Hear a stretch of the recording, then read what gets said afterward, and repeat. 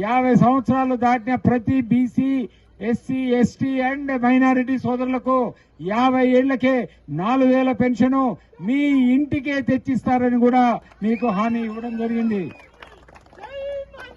ఇంకా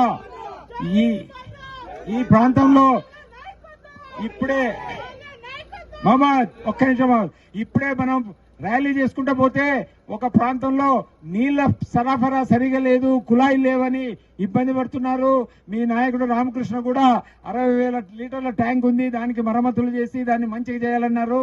ఆల్రెడీ మీకు తెలుసో తెలదో 2019లోనే మన లోకేష్ అన్న ప్రతి మండలానికి, ప్రతి టౌన్ కు, ప్రతి ఇంటికి కుళాయి ఏర్పాటు చేయడానికి నిధులు కేటాయించాడు. కాకపోతే ఈ ప్రభుత్వం వచ్చినాక దాన్ని మర్చిపోయింది. ఖచ్చితంగా మనకు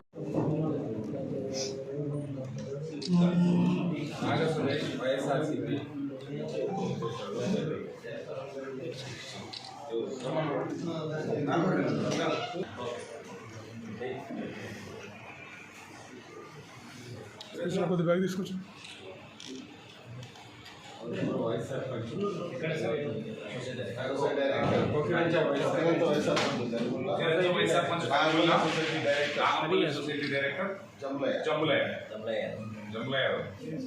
వీళ్ళందరూ కూడా వైఎస్ఆర్ పార్టీలో పనిచేసి గత ఆ పార్టీలో ప్రాధాన్యత లేక ఆ పార్టీలో ఉన్నటువంటి నాయకులను పట్టించుకోక ఈ రోజు తీవ్ర మనస్తాపం చెంది వైఎస్ఆర్ కాంగ్రెస్ పార్టీ నుంచి తెలుగుదేశం పార్టీలో చేరడం జరిగింది. మాండస్ వారందరి గారి నాయకత్వంలో.